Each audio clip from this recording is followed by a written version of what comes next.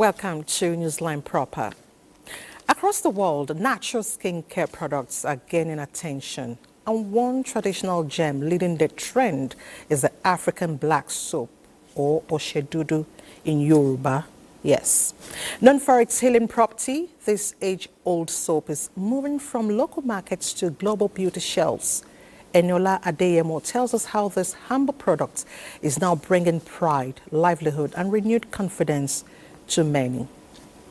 Generations across West Africa, a simple bar of dark, earthy soap has remained a household treasure. African black soap, or Oshedudu, as the Yorubas fondly call it. Traditionally handcrafted from nature's own ingredients, such as cocoa pod ash, palm oil, shea butter, and sometimes plantain skin. It has been a trusted beauty companion long before modern skincare brands arrived. We can mix honey with it and camwood. We have coconut oil, turmeric. We can use it to do it. Today, that same age-old formula is finding new life not only on bathroom shelves, but also in global markets, from rural workshops to urban boutiques. What once began as a local skincare staple is now fueling thriving small-scale enterprises. Experts say African black soap is rich in antioxidants and helps treat acne, eczema, and hyperpigmentation. Dermatologists add that being free from synthetic additives, it's often more gentle on sensitive skin than most commercial soaps. It also contains natural vitamins so that are beneficial for your skin. And it cleanses the skin so well that it cleans deep into your pores, without stripping the skin of its natural protective barrier, what scientists call the natural flora of the skin. But beyond glowing reviews and skin benefits lies a deeper story, one of heritage and pride in many Nigerian families.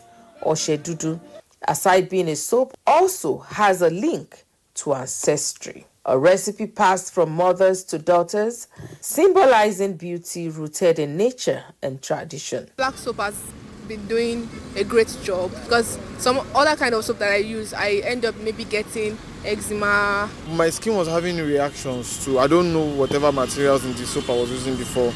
It will clean all the dirties in the body. So it's very good soap. As global demand grows, local women's cooperatives, small-scale producers are reaping the benefits, exporting black soap to Europe, America, and beyond. For these women, every bar sold serves as a product and a story that speaks empowerment, sustainability, and enduring value of African craftsmanship. From the clay pot of village workshops to the glass shelves of international stores, African black soap continues to shine, a humble symbol of Africa's natural beauty. Black soap, very good. Many of us used black soap and are still using it. Sincerely, the benefits to the skin cannot be traded. Now, once upon a time, goldsmithing was one of the most celebrated professions, a symbol of skill, creativity, and wealth. It was a craft that adorned people with beauty, passed down from one generation to the other. Today, this once glittering trade is losing its shine. The art of goldsmithing now faces the threat of extinction, as modern technology and changing tastes push traditional artisans on the margins. Lekun Agmoda takes us into the world of the few remaining goldsmiths struggling to keep the ancient craft alive. This place is in the popular Itoku market in the ancient city of Abeokuta, Ogun State, once a glittering hub for goldsmiths and lovers of jewelry. Today, the story is different. Their furnaces are cold, the two silent, and the once bustling center of gold refining now deserted. People used to be wary of passing through here due to the quantum of refining activities. I had about 6 apprentices, but now things have changed. Only 3 elderly men, Wahab Alani, Solomon Afolabi and Peter Gbadebo still show up at their almost deserted stores. In their 80s, they carry the weight of fading tradition and uncertainty about the future of goldsmithing in Abeokuta. Our people from the north have made the situation worse. They have gone to houses to buy all the gold, those golds that we and even our fathers have redefined. Ibadan, where we buy materials, the situation has changed. The current policy of government has changed everything. We don't have gold to refine again. It is the fake products that are now in vogue. We don't have apprentices learning this craft again due to the situation. How will an apprentice learn? No work to do. Their hammers and bellows no longer sing, yet they return daily, refusing to surrender to idleness and still hopeful that with government support, the craft could be revived. The Bible says, weeping may endure for a night, but joy comes in the morning. We are hopeful. The craft we have been engaging in since our youth days, can we change profession at this age? We have to be hopeful. A few steps away in Imoitoku area, younger goldsmiths, Latif Lawal and Adebayo Ishota, still manage a handful of clients, bringing gold for refining. Their determination offers a glimmer of hope that the age-old craft may yet survive. Though the situation is not the way it used to be, we are still getting some work to do on both the original and the fake ones. We are grateful. Goldsmithing is a lucrative craft that earns us lots of profits. From the fading glow of Itoku market comes a silent reminder that one of Nigeria's ancient crafts is slipping slowly into oblivion, waiting for a spark to shine again. Well, skills and creativity will tell the difference anytime, but they need to move with the trend. It is that time of the year again when the Obi of Onitsha commune with his people in a colorful display of royalty, tradition, and thanksgiving. The 23rd annual Ofala Festival brought together sons and daughters of Onitsha from home and abroad to celebrate their heritage, appreciate God for a fruitful year, and renew the bond between the throne and the people. Steve Lonan Wokolo reports that the festival remains a unifying force. Every culture tells its story, some through words, others through reading, color and dance. In Onitsha, that story comes alive through the grandeur of the Ofala Festival, a royal pageantry that unites tradition, spirituality, and community pride. The term Ofala comes from the Igbo words Ofo, meaning authority, Anala, meaning land, together symbolizing the king's sacred authority over his people and territory.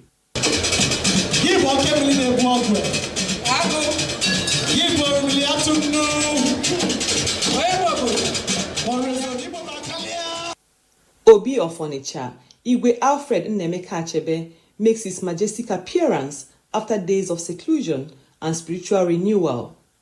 In full royal regalia, he performed the traditional war dance, a symbolic expression of strength and divine connection, to the chants and praise songs of his subjects.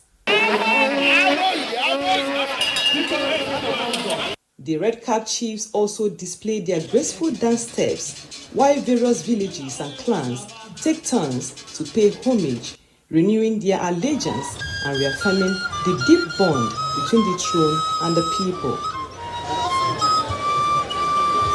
The caliber of dignitaries in attendance underscored the festival's message of unity and cultural harmony. To promote unity, promote resilience, and uphold our enduring communal values. Our community development program under its advancement condition. It was very important for Mr. President, for us, for me, to come and represent the Federal Republic of Nigeria, and also to show the kind of partnership and the importance that this culture has in terms of how we can boost Nigeria. The second day transforms Onitsha into a carnival of color, a celebration of identity and continuity. 8 grades in bright attires parade proudly before the Obi. Each display a reminder that tradition lives on through generations. This celebration has to do with celebration of royalty. It's now on the tourism map of Nigeria. It's a great occasion, great history.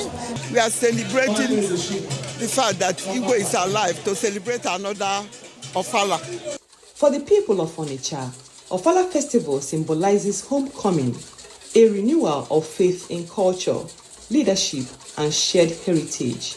As it continues to draw global attention, the Ofala Festival remains a shining reflection of Igbo pride and a vital thread in Nigeria's cultural tapestry.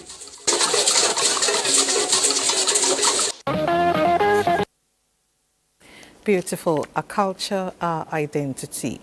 Still on culture and tradition, they say walls have ears, but in Nigerian palaces, they also speak through colors, carvings, and symbols. Tales of power, pride, and ancestry are told through words. Tonight on Newsline, Rosemary Mutlink Bilal explores how tradition and artistry unite to keep royal heritage alive through the silent walls of history. Glitter, not with gold. They stone, not with size. And though silent, they speak with meaning. Across Nigeria, a traditional ruler's palace is a memory molded in clay, carved in wood, and stitched into fabrics. Every pattern and sculpture tells a story older than walls. From royal stools to oven wall patterns, every object is a storyteller. The colors reflect harmony. The symbols speak courage, and even the shadows remind all that this is who we are. In northern Nigeria, like Jua Palace and Sakariyi of Karo Kingdom, art is a royal duty, identity and culture that is so much cherished and respected. The design in a palace is a design that will beautify each palace, at every palace in the world, not even Nigeria, especially the one you see here, to show that the palace is a royalty. You always see a lion, as we call it in our language, is Gaba. That is, lion is the father of all animals. That signifies the power of a Igbayiman. In Yoruba land, the Afin symbolizes authority and culture. The Ade or crown embodies the king's power and divine link. In part of Yoruba, they are warriors. So when you enter the palace, you will see the way you see the decoration. It means it will tell you that these people here around this place, they are the warriors.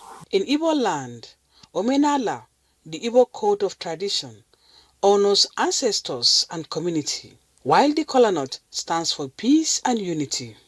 The palace in Igbo land is where the cultural heritage of every community is preserved. That is where we gather when it's time to do New Year festival. That is where we gather, even in the terms of bad thing, assuming somebody commits murder. It's also in the palace that issues are being resolved. These symbols reflect respect to elders, identity, values, unity, and connection to the unseen world. They are bridges between past and present, reminding all that culture lives, breathes, and reigns in symbols too proud to be forgotten. Palace decorations in Nigeria are not just beautiful, they also hold significant cultural and symbolic meaning. They reflect the kingdom's history, spiritual beliefs, and cultural values, and are often used to convey messages about power, authority, and identity. Thank you, Rosemary. Now let me help the Gen Zs. These walls speak through inscriptions, hidden graffiti, and acoustics. They could pass as whispering galleries for visitors and the Gen Zs as well. Thank you so much, Rosemary. Now let's take another break. Newsline will be back shortly. Glad to know you're still there, and this is Newsline, where we tell stories that matter. A beautiful friendship between Oloruntobi Dare and Oladipo Olutade has blossomed into a lifelong union sealed in a grand ceremony filled with joy and elegance. Oloruntobi, daughter of Sunday Dare, former Minister of Youth and Sports, and now Special Advisor to the President on Public Communications and Orientation, exchanged vows with Oladipo in the presence of family, friends, and dignitaries who gathered to celebrate their love. Hingino John Adams tells us about their chemistry. Oloruntobi and Oladipo exchanging marital vows with love shining brighter through their eyes. My personal testimony is that God is the master orchestrator of my life. You come from new friends to always. With hearts full of joy and souls now entwined, they promise to navigate life's journey together, building a home that will inspire other hearts.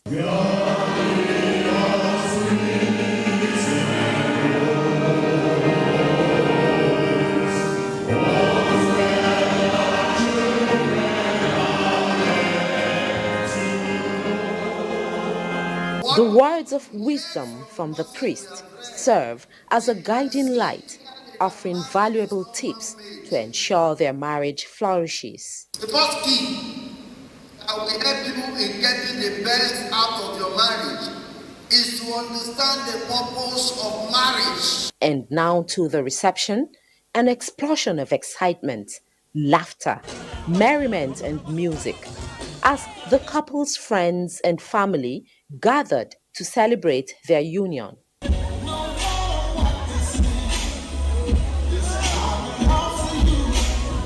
The dance floor transforms into a dazzling spectacle with electrifying moves that lighten up the event. The proud parents, beaming with joy, take to the floor, creating unforgettable moments with their beloved children. Daddy's graceful moves with his radiant daughter, now Mrs. Oladipo Olutade, and Mommy swaying to the rhythm with her son stole the show. The pièce de résistance is the cake-cutting ceremony, witnessing the newlyweds sharing a tender moment. Love, congratulations. She's a very nice person, and it's not to me, it's to everybody. So, you know, when someone is not selectively nice, it means that's genuinely who they are. So, that was what made me stay. He's a very kind man to everyone. Prayers pour in from loved ones, wishing the couple a lifelong journey of love, peace, and happiness. I bless them. I pray for them that God will make the union a perfect one. God will favor them. I prayed for them that the Lord will grant them wisdom.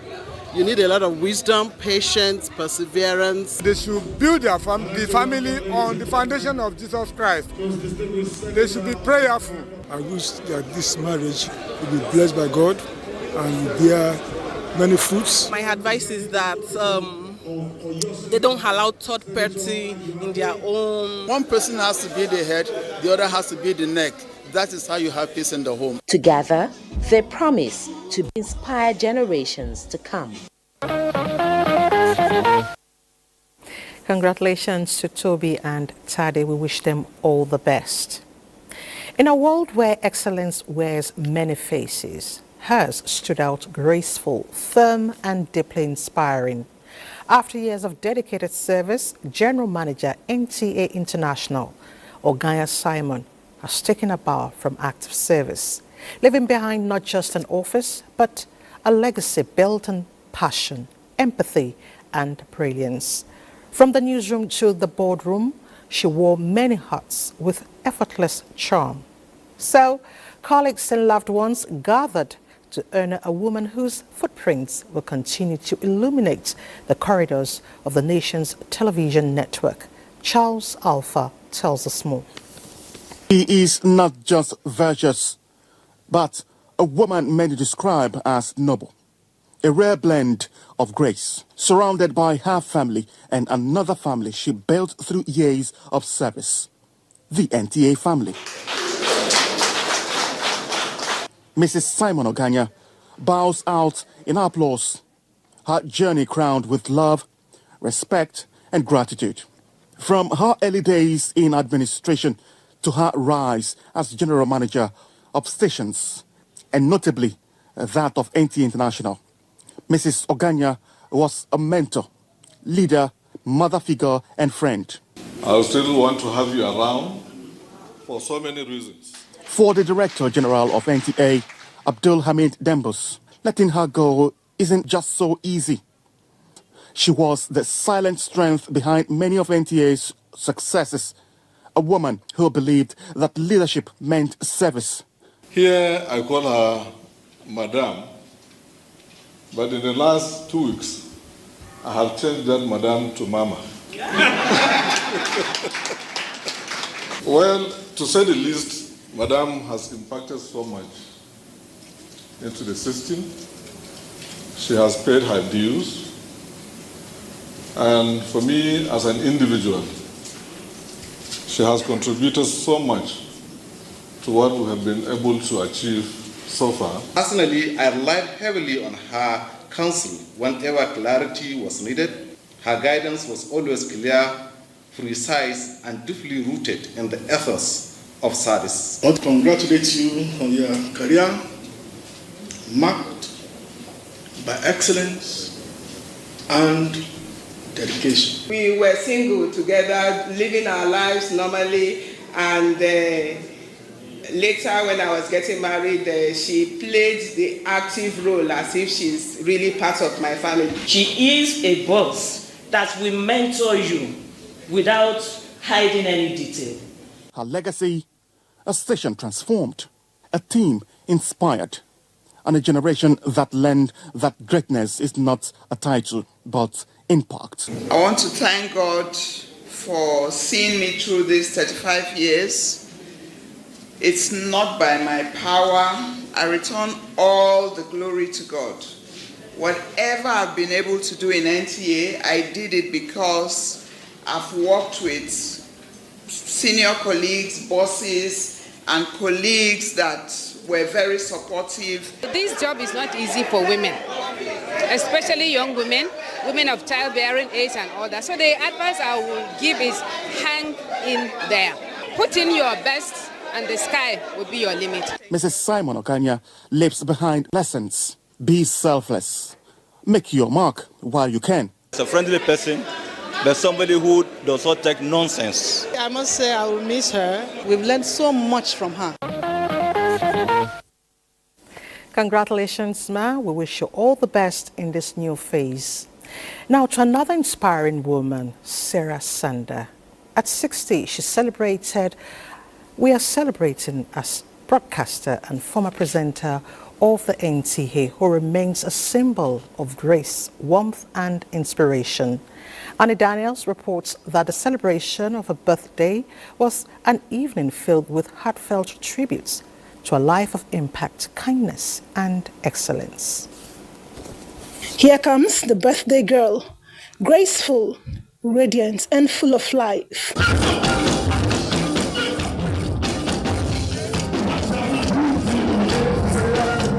Sarah Sander at 60 symbolizes a picture of gratitude, retired yet far from tired, accomplished yet ever humble. Sarah is a very, very nice girl. She's very quiet. She's unassuming. Commitment to work and to duty.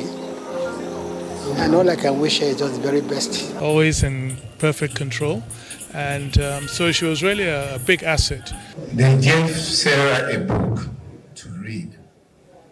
And Sarah read everything on the page of that book. I was not convinced. How can a 2-year-old girl read? Again, it's a function of character. And the character we all knew and worked with when we all used to watch the tube in our various homes. Well done. She will celebrate 70, 80, 90, 100 in Jesus' name. Well wishers stand out to celebrate a woman whose voice once brightened homes across the nation. The evening breeze carried the rhythm of laughter, love, and old school tunes. Trust music lovers. they did justice to every bit. And yes, the NTA family, past and present, showed up in full force, a testament to the warmth and goodwill she has shown over the years. NTA women, they know they carry last. Now we drum, then they take call Mesuya. Because you know what? NTA girls remain girls for life. Sarah and I traversed about 25 states in America, I guess, to produce a documentary that would chart harvest on the horizon. We worked up close. She has done excellently well, and like I started with the human relations, we've maintained an excellent relationship till today. Today we are going to inaugurate Sarah into our group of broadcast veterans.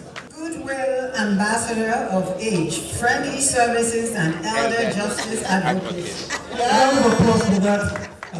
Sarah, welcome to the 6th floor and wish you all happiness. At 60, Sarah Sanda still radiates the charm and cheer that made her a household name. Her heart remains as big as her smile, ever ready to embrace, encourage and inspire. NTA taught me a lot of things. It exposed me to the world. It took me to places that I never dreamt I would go to. And it also afforded me the opportunity of being able to relate with people at very high levels. Sarah Sanda at 60, beautiful inside and out. Of course, Annie. And the Sarah, like we call her, keep glowing, and 60 truly looks good on you. Congratulations. Now, the largest television network in Africa, NTA, had a day of encomia at an event in Lagos to showcase the future of sports entertainment. The event brought together icons in the nation's sports broadcasting industry, including executives of NTA and Sporty TV, whose relationship has been yielding results. Olumide Guntola reports.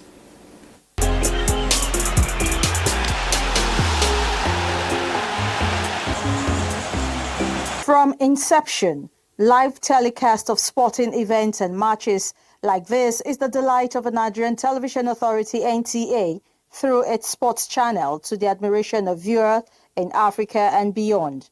This single art has brought joy and happiness to the homes and centers of its viewer, promoting unity, teamwork and tolerance. Improving on this professional call mandate has given birth to the fruitful relationship with Sporty TV, Africa's fast-growing free-to-air sports channel. This gathering of executives of both parties in Lagos that had in attendance Director of Marketing NTA, Hawa Nimiel, and Zonal Director NTA Lagos Network Center, Evelyn Unwosu, was the fertilizer needed for improved service delivery for NTA and Sporty TV Online with international standards. When we set off on a mission to bring sports to the nation, it only made sense to go directly to the biggest player. And we believe that a partnership with NTA allows us to redefine the consumption of sports content in this country. The relationship with NTA is strong and is good. Director Dembos has been very gracious with us, giving us time when I spend with him in Abuja. As you can see, the Director of Marketing was here today. It's a testament to our relationship that they've taken the time out to show solidarity with us. The present is the games we show on the weekend right now. The future could be anything. Our goal is to build something unique in Africa. Giants in the industry who commended NTA for its role in broadcasting over the years described NTA as second to none. Anybody that is involved in sports today, there's no way you didn't have part of that love from NTA's coverage, because that was the only thing we knew back in the days. NTA have some of the biggest eyeballs of that are in the federation, and Sporty TV is also trying to get to that level where there are quite a lot of eyes that come to watch Sporty TV, and it's a great partnership to see NTA and Sporty TV. The interaction with Sporty TV United Kingdom correspondent Kelechi Anyikude also shows that NTA remains the trailblazer in live broadcast of sporting events. NTA, the track record is enormous, you understand, and the showing Premier League on NTA for me is a big thing, Of course, we lead and others follow. Let's take some messages. Newsline will be right back. Welcome back. Innocence shattered, dreams interrupted, and put in darkness forever. That's the story of 7-year-old Rukaya, who now battles with pain and trauma after her cousin allegedly plucked out her eye, a tragedy that has left a community in Bauchi in disbelief. Mariano Bala tells us more. At just 7 years old, Rukaya is the picture of innocence, a bright and cheerful girl who is full of life. But her peaceful life now hangs in the air due to a cruel twist of fate. Rukaya was brought to the hospital in critical condition after her cousin allegedly attempted to remove her eyes, a horror her young mind cannot. Her father, still in shock and overwhelmed with grief, says he cannot understand what could have pushed his sister's son to commit such a heartless act. I was called that Awal has removed my daughter's eyes. I reported the case to the police and they refer us to the hospital. Both eyes had actually been enucleated. The child has lost both eyes completely. Family members of the suspect described him as a troubled youth whose behavior has long raised concern within the community. I wish I was dead, not to see this day. I don't like anything that will annoy my brother.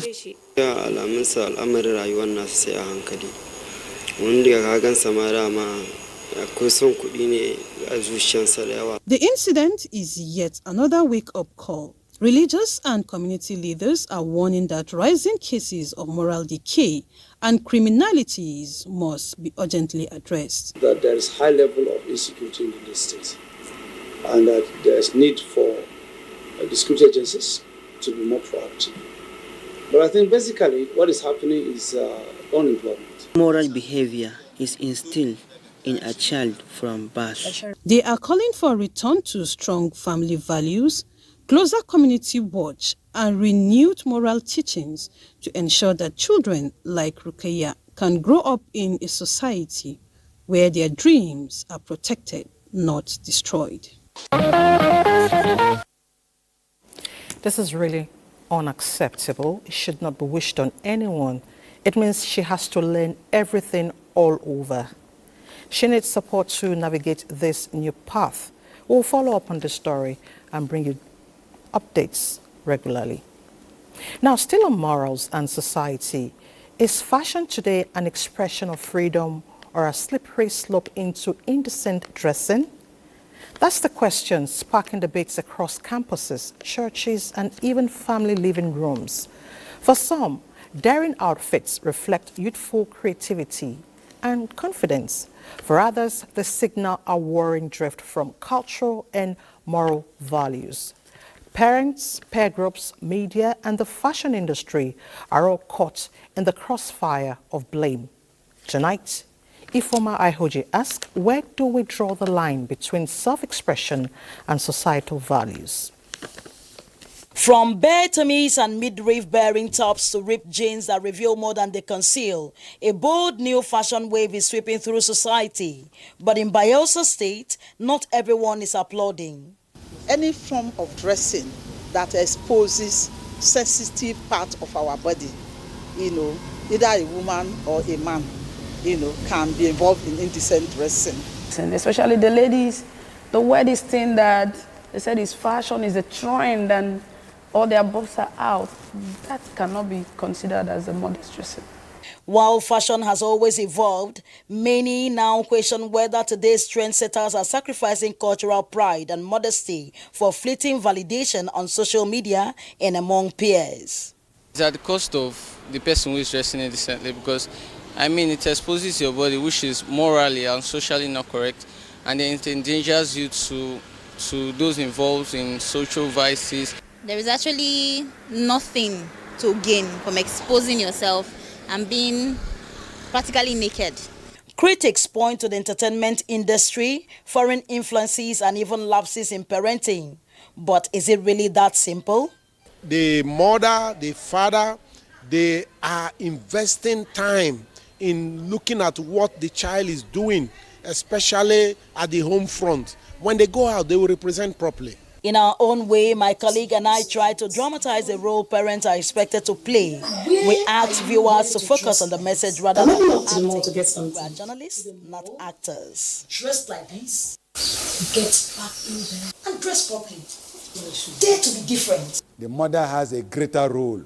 As a matter of fact, all of us men are groomed by our mothers. For generations, Nigeria's culture has celebrated beauty with decency. Some say what we see today is more than a change of clothes, rather a reflection of values under pressure. There's nothing appealing when a woman opens her breast or opens her thighs. There's nothing there. It doesn't add anything to the culture.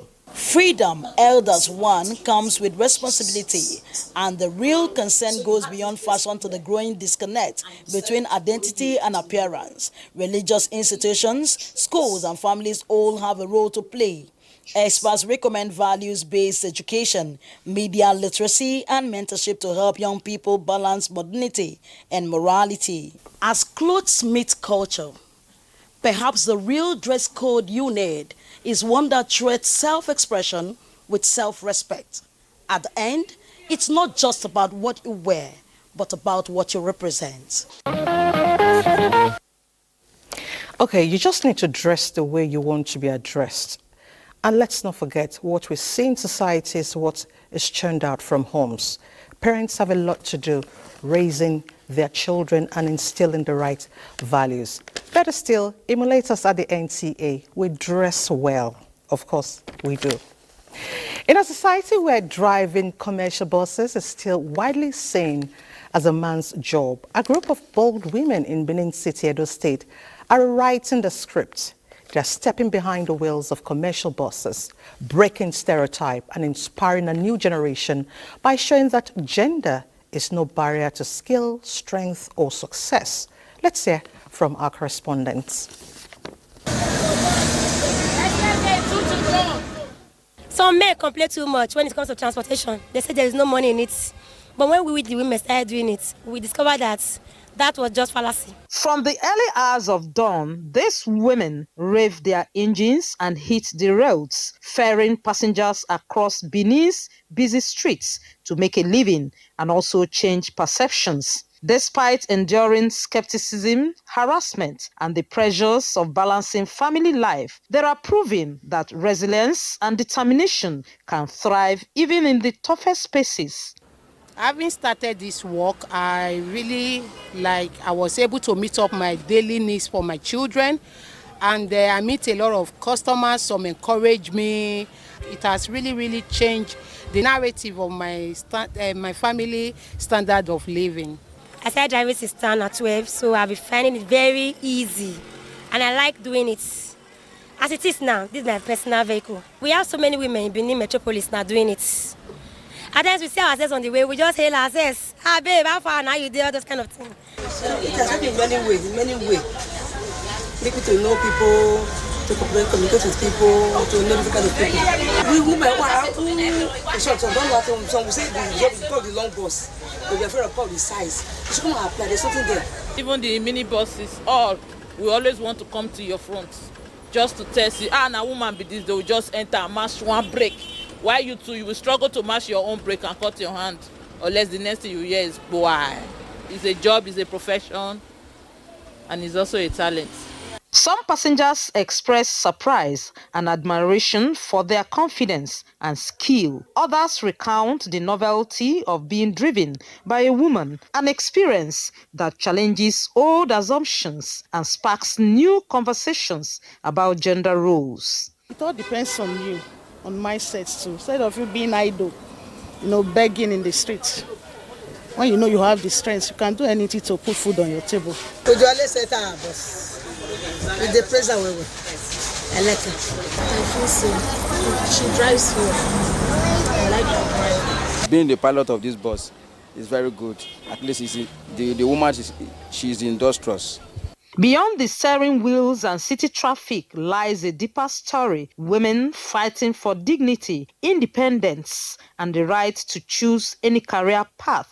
Their journeys echo the saying, what a man can do, a woman can do just as well, if not better, and reflects a quiet revolution taking place on Nigeria's roads. And I heard there are actually better drivers on the road. All right, moving on. As global economic pressures deepen, survival has become a daily act of innovation for many families across the globe. In the heart of Abuja State, a striking new trend is emerging in local markets: live chicken. One sold whole is now being bought in parts. Neka Ono says it's an act that stirs both nostalgia and silent prayers for a return to better days when food was affordable and choices weren't so constrained. In the bustling markets of Aba, a quiet transformation is reshaping how families put food on the table and how traders stay in business. Not too long ago, buying a whole chicken was a routine affair for many, costing between 3,000 and 5,000 naira, except during festive seasons when prices could climb to 7,000 or 8,000 naira. Fast forward to today, and the same bird now sells between 15,000 and 30,000 naira, far beyond the reach of many households. Faced with this reality, poultry sellers are thinking outside the crate. Due to economic situation of the country at the moment, so many farmers had to stop. Meet Mrs. Ngozi Arinze, a seasoned trader with over a decade in the poultry business. Like many of her peers, she has to reinvent the way she sells, cutting up live chickens and offering them in parts to groups of 5 to 7 customers at a time. She no longer waits for customers who can afford to buy whole birds. Instead, she prepares the chicken, knowing it will be shared among multiple buyers, each one just trying to take home a piece. For Mrs. Arinze, it's a tough call, but a necessary one. Transportation is what has increased the cost of chicken here. What we are cutting is to enable the masses to have access to chicken, not when they have enough money for a full chicken and live chicken. We have those of 2,000. If you do not sell it all, you put it on the fridge or you keep it on the cold room to preserve the meat so that the next day the thing will still look fresh and good, so that customer will be able to buy it. And then the question is, how are they being packaged? What is there a package where this things more like a container where they are being exposed to without having external interference, like say flies that carry bacteria? One of them is Chika John, a mother of 3, who says buying chicken parts has become a coping strategy for many others around her. Full chicken is from 8,000, 10,000 upwards. So at the moment, if you don't have such amount of money, you will come over this side and buy a half, which they sell from the rate of 4,000, 5,000, which is the lower price. So the way economy changes, that is also the way we change for it. Still, it is a story of adaptation as Nigerians are once again proving their ability to adjust, survive, and feed their families however they can. Neka, the days are getting better. Let's look out for the boom. Let's take our last break. You're still watching Newsline. A loved personality with an incredible and enviable persona departed this world recently at the age of 81. She's Eme Etim Akpan, the co-composer of Nigeria's national anthem, Arise, O Compatriots, in 1978. She was a papal medalist who devoted her life and time to serving God and humanity in different capacities. From Cross River to Port Harcourt and many other states, she left indelible marks in the education sector and geriatrics.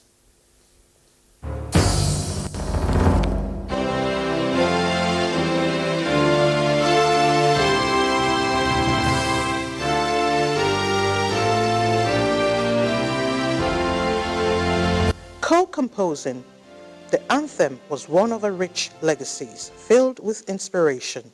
Eme Etim Akpan passed on 15th of September 2025.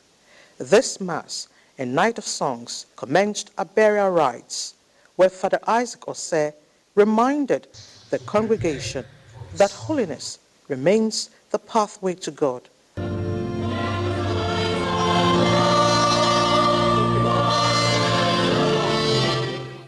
Eme Etim Akpan, born on the 30th of November 1944, forged a path of excellence in the banking industry in the 70s and rose through the ranks.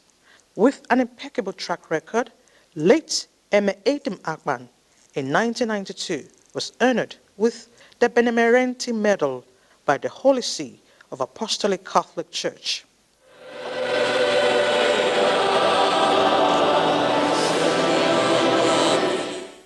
Also at a Requiem Mass, preceding her interment, family and close associates eulogized a passion for service and national values.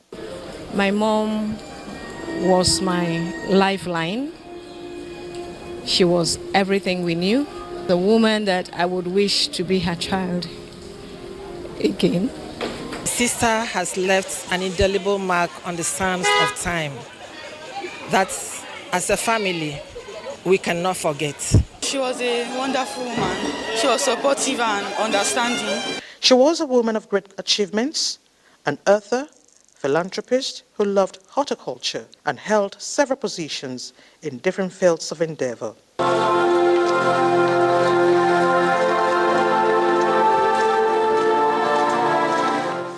She was interred at the Guduk Cemetery.